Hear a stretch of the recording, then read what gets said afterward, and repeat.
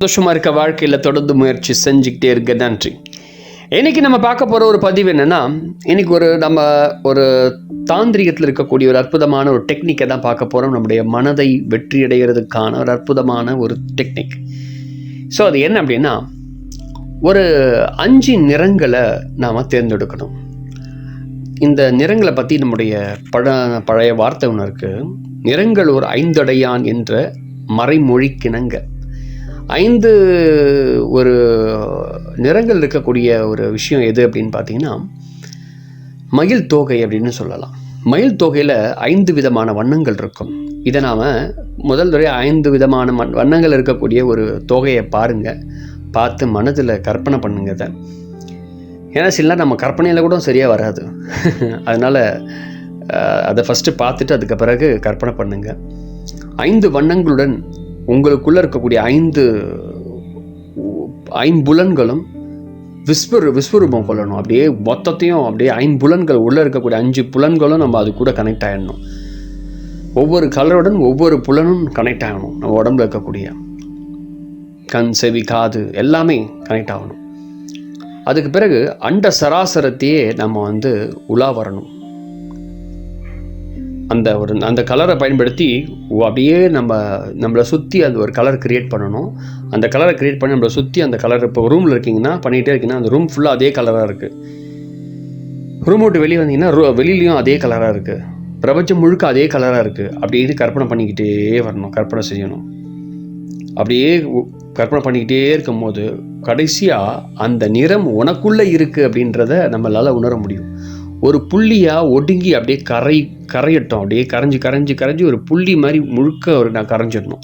அது எப்படின்னா, இந்த பிரபஞ்சம் முழுக்க ஒரே நிறத்தில் இருக்குது. அந்த நிறத்தில் நாமும் அதே நிறத்தில் இருக்கிறோம், மறைஞ்சு போயிடுறோம். அந்த மாதிரியான ஒரு கற்பனையை பண்ணிவிட்டு, இதுக்கு பேர் என்னென்னா கலாப ஞானம் அப்படின்னு சொல்கிறாங்க. கலாப ஞானம் நமக்கு தந்து கரையட்டும் அப்படின்றார். நம்முடைய முருகன் அடைந்த அதே ஞானம் வானத்திலோ வெறும் சுவற்றிலோ நம்ம பார்க்க போகிற ஒரு புள்ளியும் வர எதை பார்த்தாலும் மனம் மனமற்ற அந்த வெற்றிடத்தை நாம் அடையணும். அதுதான் நம்முடைய முக்கியமான ஒரு நோக்கம். வெற்றிடம்தான் வெற்றியின் இடம். மறந்துடாதீங்க. வெற்றிடத்தை எப்போ நம்ம ஃபீல் பண்ணுறோமோ, மனமற்ற அந்த வெற்றிடத்தை உணர்கிறோமோ, அப்போ தான் வெற்றி அடைந்ததாக ஒரு முடிவெடுக்க முடியும். ஒரு அற்புதமான பலன் உங்களுக்கு கிடைக்கும். சரி, எதுக்கு நான் இதெல்லாம் பண்ணணும் அப்படின்னு ஒரு கேள்வி வரும். இல்லை, இதை நம்ம செய்தோம் அப்படின்னா அணுக்களுக்குள்ளே இருக்கக்கூடிய ஸ்பேஸ், அந்த வெற்றிடம் சொல்லுவோம், அதே ஸ்பேஸ் தான் நமக்குள்ளே இருக்குது. அந்த ஸ்பேஸை நாம் ஃபீல் பண்ணலாம். ஒரு அற்புதமான அனுபவம் நமக்கு தெரியும். உடல் வேற நீ வேற அப்படின்ற உணர்வை நமக்கு ஏற்படும். மரணத்தை குறித்ததான பயம் விலகும். வாழ்க்கையை அருமையாக வாழலாம், வாழ்க்கையை கொண்டாடலாம், மகிழ்ச்சி நமக்கு ஏற்படும். ஸோ இதை முயற்சி செய்து பாருங்கள். மயில் தோகையாகவே இந்த பிரபஞ்சமாக மாறுது. பிரபஞ்சத்தில் இந்த புள்ளியாக நீங்களே மாறுறீங்க. அந்த புள்ளியில் நீங்கள் கரைஞ்சும் போய்ட்றீங்க. கடைசியாக பார்த்தா மீதி இருக்கிறது வெற்றிடம் மட்டும்தான். அந்த வெற்றிடம் தான் நீங்கள்.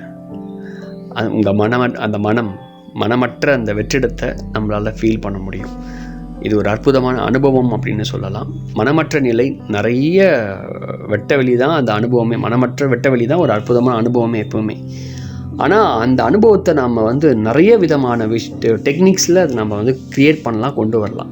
அதில் இருக்கக்கூடிய ஒரு டெக்னிக் தான் இது. ஸோ ட்ரை பண்ணி பாருங்கள். அற்புதமான ஒரு அனுபவம் உங்களுக்கு கிடைக்கும். நன்றி. இதை ஃபஸ்ட் டைம் வீடியோ பார்க்குறீங்கன்னா மறக்காமல் வீடியோவை சப்ஸ்கிரைப் பண்ணுங்கள். நிறைய பேருக்கு வீடியோவை ஷேர் பண்ணுங்கள். ஸோ பிளேலிஸ்ட் இருக்கக்கூடிய தாந்திரிக் டெக்னிக் மெத்தட் அப்படின்னு இருக்கும். அதை மறக்காமல் பாருங்கள். அண்ட் பிளேலிஸ்ட்டில் இருக்கக்கூடிய நிறையா வீடியோஸ் இருக்கும், பாருங்கள். உங்களுக்கு ரொம்ப யூஸ்ஃபுல்லாக இருக்கும். Thank you very much.